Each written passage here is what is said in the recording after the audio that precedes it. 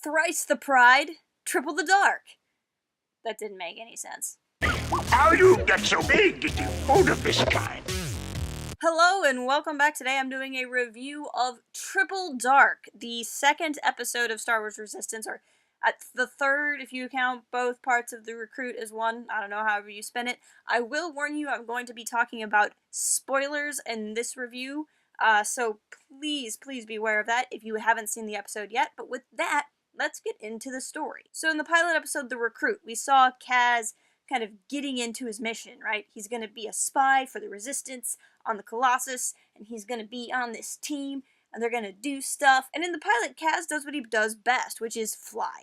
In this episode, we find out that that is not what Kazz is going to be doing all the time. Yes, he's on Team Fireball, but he's on Team Fireball to be a mechanic. The problem is, he doesn't know how to fix ships. And basically, as soon as Kazz hits that wall of I don't know, he deflects and pretty much wants to go off and do his other job. So this is something he and Yeager kind of get into an argument about. Kazz wants to go off to be a spy, and Yeager is trying to show him that this is what he needs to do to be a spy. The thing is, Yeager's kind of a hands-off mentor. He really wants Kazz to figure this stuff out for himself, so he does a lot of ordering and not a whole lot of explaining. Now, considering Kazz isn't a child, this is probably the best way to handle him, although I suppose maybe a little bit of communication could ease some of this confusion, but I'm really not going to judge. Yeager seems like he's raised a hothead or two, so I'm really interested to see how this continues forward. After Kazz tries to convince everyone that he totally knows how to fix new and totally unbroken ships, he heads off to go spy on stuff. So he's stalking around, looking around, being really bad at being subtle, and kind of getting himself into trouble when he runs into the alien that he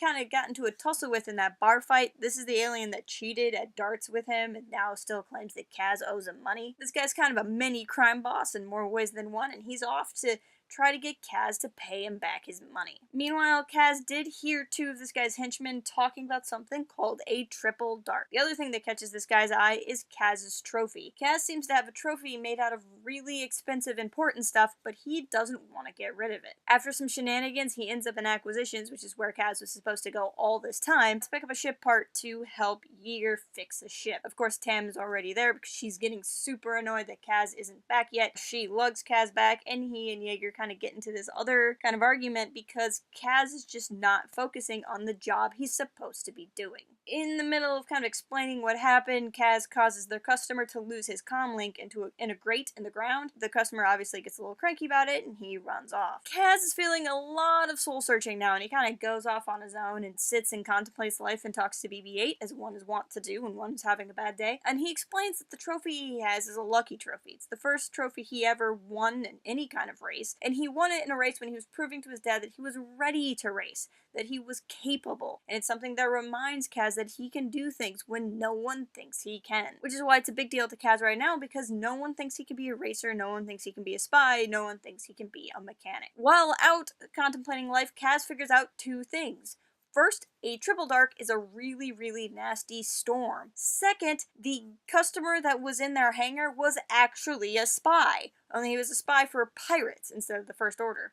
Kazz was so focused on looking for First Order people that he missed a spy for someone else that was sitting right in front of him. Kazz runs off to try to help, but the plucky crime boss shows up again and wants to take Kazz's statue. But before he can, the pirates attack, and this part is actually pretty sweet. The pirates themselves have a lot of really awesome designs, but then we get to see what the aces actually do. So besides racing around in the pilot episode, we learn that the aces are actually part of a defense fleet for the station, which we did technically know from released information about the show, but now to finally see them in action is something that's really cool. It kind of adds this extra layer of importance to the aces and makes it seem like not only are they the top tier of racers, but that they're also standing for something and fighting for something that makes them really exciting. Again, there's more shenanigans, but Kazz and BB-8 and the mini crime boss try to get back inside the Colossus, but Kazz has to sacrifice his trophy in order to do it. Remember, this is a trophy that he's been told by multiple people that it would be ridiculously valuable because of the material it's made out of, but Kazz wouldn't give it up. He lets it be destroyed so he could save the life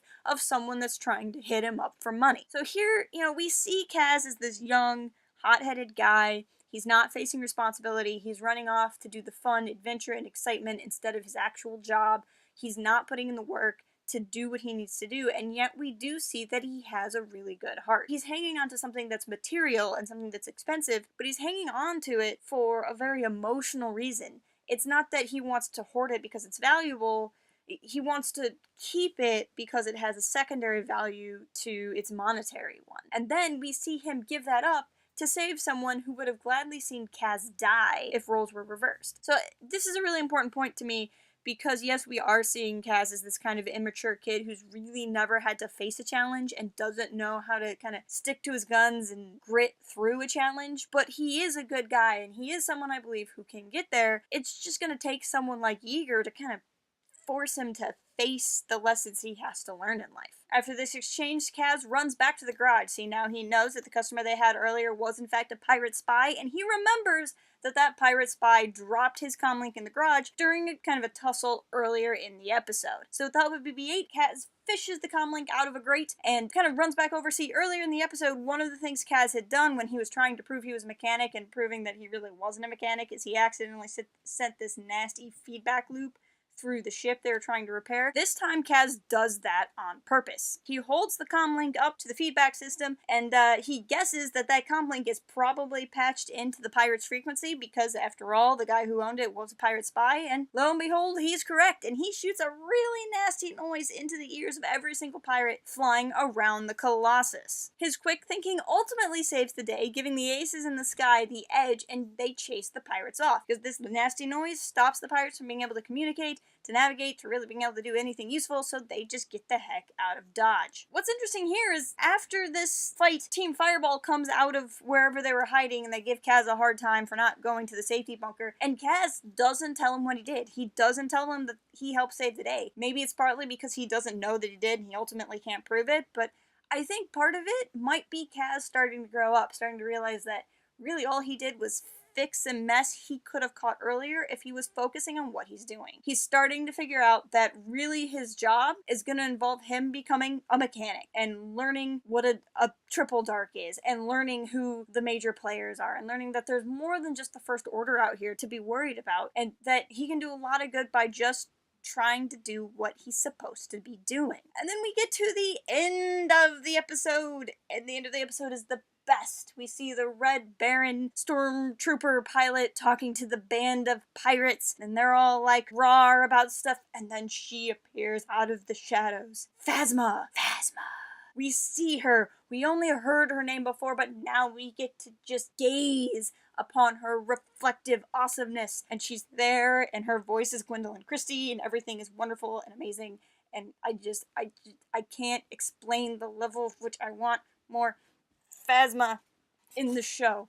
She's on my shirt, if you couldn't figure out why I was sitting like that. I'm just so pumped. Overall, I really like this as a follow-up to The Recruit. I think it's really important to kind of see this story for what it is now. I like the direction, I like the challenges Kazs is trying to face. If anything, I think it's a little odd that we don't see a lot of the other characters other than maybe Yeager. Tam and Niku really seem to be support characters that are there to help with understanding Kazs as a hero. But I also think that it's just a large cast of characters, and I'm sure they're going to kind of get their day in the spotlight as the show continues on. But please, leave me a comment letting me know what you thought of the episode, what you think about the show going forward. If you're not already, be sure to follow us on Twitter at Porthaven Forums. Visit port-haven.com for even more. Until next time, keep it real and fly, Kazs. Cooking candy, Bob.